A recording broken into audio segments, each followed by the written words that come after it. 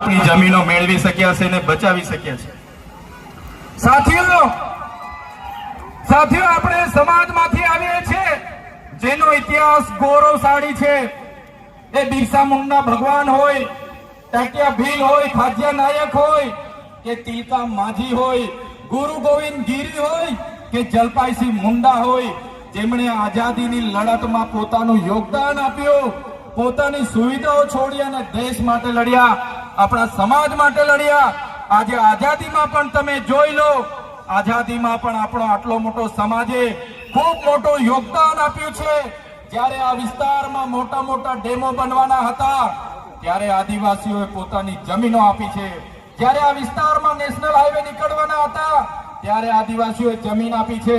આ વિસ્તારમાં ટ્રેનો નીકળવાની હતી, બુલેટ ટ્રેન, રેલવે નીકળવાના હતા, એમાં આપણા આદિવાસીઓએ જમીનો આપી, નહેરોમાં જમીનો આપી, હાઈ ટેન્શન લાઈનોમાં જમીનો આપી। પણ આઝાદીના 78 વર્ષ પછી પણ આપણા સમાજ માટે આજે ભેદભાવ રાખવામાં આવે છે।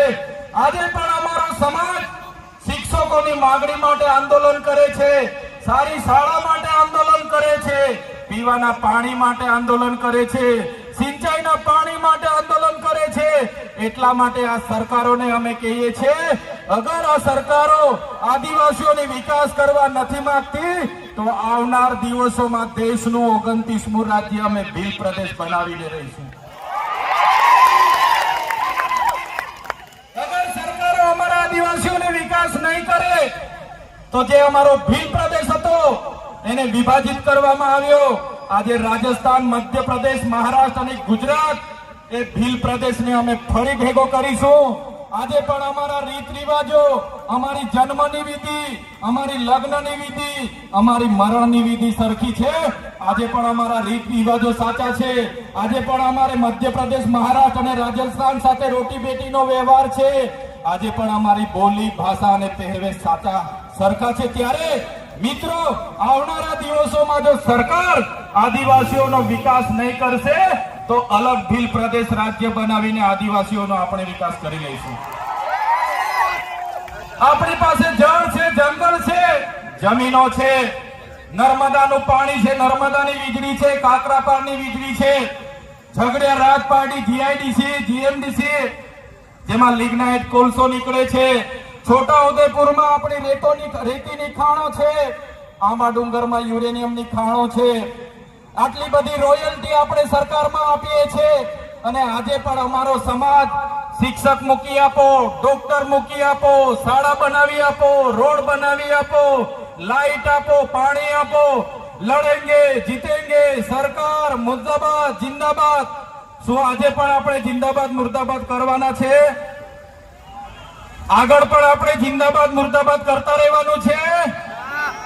જિંદાબાદ મુર્દાબાદમાં આપણા બાપ દાદાઓ જતા રહ્યા, હવે આપણે જિંદાબાદ મુર્દાબાદ કરવાનું થતું નથી।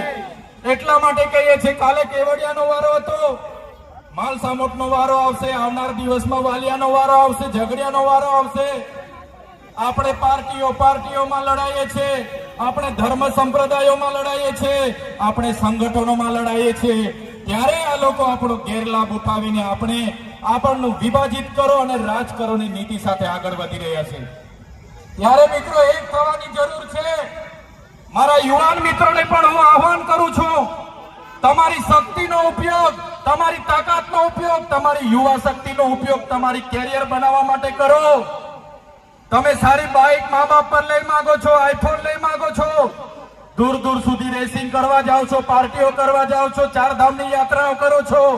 આ તમારો સમય ભણવાનો છે। એકવાર ભણી લો, કેરિયર બનાવી લો, પછી યાત્રાઓ કરજો।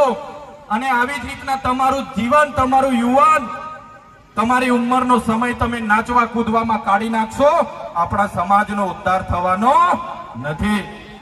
બેન પાર્ટી વાળા મિત્રોને પણ મારે આજે વિનંતી કરવાની છે। બેન પાર્ટી વાળા પણ જેને મન ફાવે તેમ 1.5 લાખ, 1,20,000, 1,30,000 બેન પાર્ટી વાળા મિત્રોને પણ, યુનિયનને પણ હું કહેવા માંગુ છું, તમારા ડીજે સાઉન્ડ ઓછા કરી દેજો, તમારો સ્ટાફ ઓછા કરી દેજો, તમારા કલાકાર ઓછા કરી દેજો અને તમારા ભાવ પણ ઓછા કરી દેજો। નહીં તો આવનાર દિવસોમાં આ વિસ્તારોમાં બેન્ડ પાર્ટીઓનો અમે બહિષ્કાર કરીશું, કોઈને બોલાવીને। મારા નોકરી કરતા કર્મચારીઓને પણ વિનંતી કરું છું, તમે આદિવાસીના દાખલા પર તમે ભણ્યા છો, તમને આદિવાસીના દાખલા પર નોકરી મળી છે, ત્યારે તમારા ભાઈ બહેનના દીકરા દીકરી શું ભણે છે, એની ફી ભરાય છે કે કેમ, આપણા સમાજની જાગૃતિ માટે કેમ તમે યોગદાન નથી આપતા? તમને પણ મારે બે હાથ જોડીને વિનંતી છે, તમે પણ યોગદાન આપો અને તમે પણ બધાને આગળ લાવવામાં મદદરૂપ થાવ. કોઈનાથી ડરવાની જરૂર નથી. આપણે બધા એક હોઈશું તો કોઈના બાપની તાકાત નથી કે તમને ને અમને કોઈ દબાવી શકે.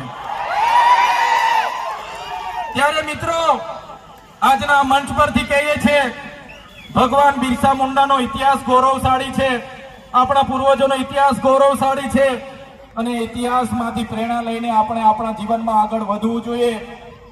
કેટલી વાર સુધી લડેંગે જીતેંગે કરતા રહીશું. એટલે મારા યુવાનો, તમારો ભણવાનો સમય છે, તમે ખૂબ સારું ભણો, તમારું કેરિયર બનાવો, એવી જ આપ સૌને વિનંતી કરું છું. મારા વડીલ મિત્રોને પણ ખાસ અપીલ કરું છું. કેટલાક યુવાનો નાચે કૂદે, પાર્ટીઓ કરે, ચારધામની યાત્રાઓમાં 15 દાડા પદયાત્રા કરે, જુગાર રમે, દારૂ પી, તો એ વડીલોની તમારી ને અમારી જવાબદારી છે આપણા યુવાનોને શિક્ષા આપવાની. ઉભા રાખો એ લોકોને રોડ પર, જ્યાં મળે ત્યાં પકડો એ લોકોને, ઉપેશ કરાવો ને બીજી વારમાં જાહેરમાં આવું ખાવા પીવાનું, યાત્રા કરવાનું, નાચવાનું, કૂદવાનું બોની કરે, એની ધ્યાન આપણે રાખવું પડશે. અમે પણ નાચીએ છીએ, અમે પણ ગરબા રમીએ છીએ, દિવાળી પર અમે પણ ઢોલ વગાડીએ છીએ, અમે પણ ડાયરા કરીએ છીએ, પણ સવારે ઉઠીને આપણી શું ટાર્ગેટ છે, શું ધ્યેય છે, આપણે જોવું પડશે. આપણે નાચીએ છીએ, આપણી સંસ્કૃતિ છે, બરાબર છે, પણ સવારે ઉઠીને આપણો ધ્યેય શું છે, આપણે ભણવાનું છે, તો એ તરફ આપણે બધાએ આગળ વધવું પડશે મિત્રો. ત્યારે મેં ખરેખર આજે આનંદ અનુભવું છું. આજના વિસ્તારનું યુવાધન ખૂબ મોટી સંખ્યામાં તમારો સમય લઈને અહીંયા આવ્યા છો. અહીંયા ઘણા ચૂંટાયેલા પ્રતિનિધિઓ આવ્યા છે, સરપંચશ્રીઓ આવ્યા છે. સૌને મારી અપીલ છે, પોતપોતાના ગામના, પોતપોતાના પરિવારને આપણે કઈ રીતના આગળ લાવી શકીએ, આપણા સમાજને કઈ રીતના આગળ લાવી શકીએ, બધા કઈ રીતના આગળ વધીએ, તરફ બધાએ ચિંતન કરવું પડશે, મનન કરવું પડશે. અને મંચ પરથી સરકારને છેલ્લી શબ્દોમાં કેમ છું, જ્યાં સુધી અમે સંવાદમાં માનીએ છીએ, સંવિધાનમાં માનીએ છીએ, ત્યાં સુધી તો બરાબર છે. જે દિવસે આદિવાસી સમાજ સંવાદ અને સંવિધાન સાઈડ પર મૂકશે, તે દિવસે આ મૂડીવાદીઓ સામે આરપારની લડાઈ થશે. એ લોકોને કહેવા માંગીએ છીએ, पहले रोकेंगे फिर टोकेंगे, फिर भी नहीं माने और हमारा लोगों को परेशान किया तो फिर ठोकेंगे. આજના મંચ પૂરું પાડનાર નેત્રંગ તાલુકાના જ્યારે પણ આદિવાસી સમાજની વાત આવે, પોતે આદિવાસી બનીને અહીં બિરસા મુંડાની પ્રતિમા જ્યારે મૂકતા હતા, વહીવટી તંત્રોએ ખૂબ પરેશાન કર્યા.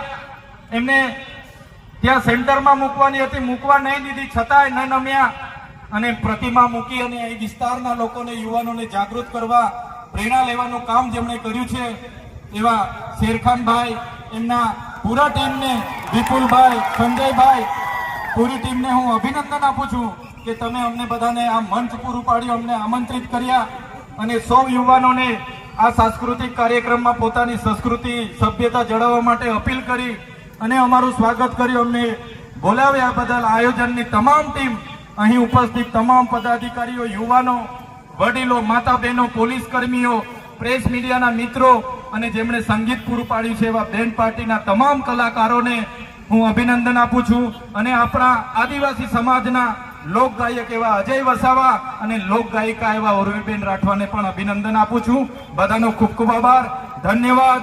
જય આદિવાસી, જય જોહાર, જય ભીલ પ્રદેશ.